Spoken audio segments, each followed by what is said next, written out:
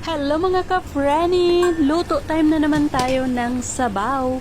Siyempre, ako muna ang titikim ng sabaw kung masarap ang ganitong klasing sabaw. Ang itim na manok na sabaw. Masarap ang ganyang klasing sabaw. Healthy at masustansya pa. Ang mga sangkap ay ang itim na manok. Maglalagay din ako dyan ng pulang dates. May kasamang longan o pinatuyong prutas.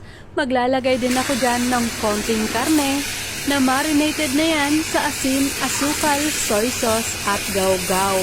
Siyempre, may kasamang goji berries.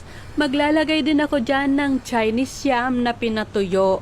May kasama ding carrot ng kahapon. Masarap ang ganitong klasing sabaw at napaka-healthy talaga sa katawan. Siyempre, madali lang tong iluto, napakaisip pang ihanda na sabaw. Magpakulo-kulo muna ako ng tubig. Pag kumulo na ang tubig, ibe-blanch ko dyan ang black na chicken.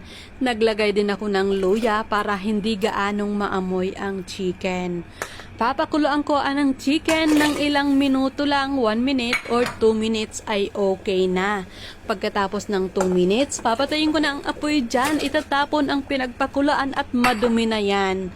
Huhugasan ko ang chicken. Yung chicken pala, tinanggalan ko na ng balat para healthy ang sabaw, para hindi masyadong oily ang sabaw.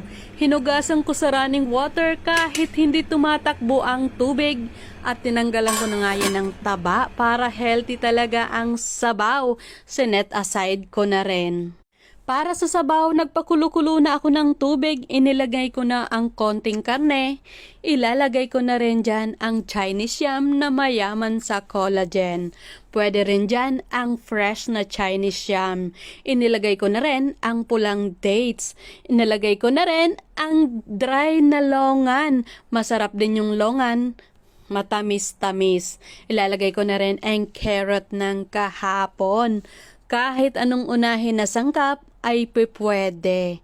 Papakuloan ko lang yan ng ilang minuto at yon may sabaw ka ng napaka-healthy at maganda sa katawan. Konting asin lang ang pampalasa ay okay na yan sa kanila.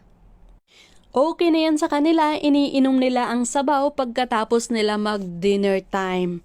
Ang mga sangkap ng sabaw ay hindi yung kinakain, itinatapon lang.